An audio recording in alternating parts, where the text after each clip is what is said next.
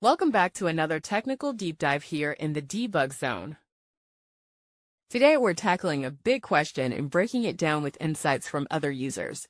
Hopefully this clears up some misconceptions and helps you get the answer you need.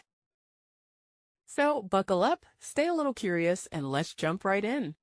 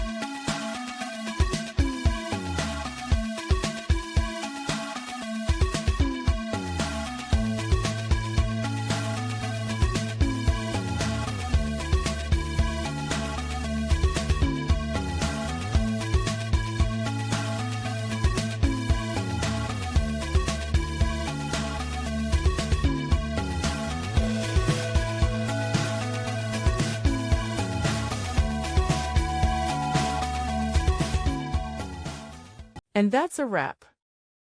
I hope you found the answer you were looking for. If you did, take a second to hit that subscribe button. It really helps out. And let me know in the comments which solution worked best for you.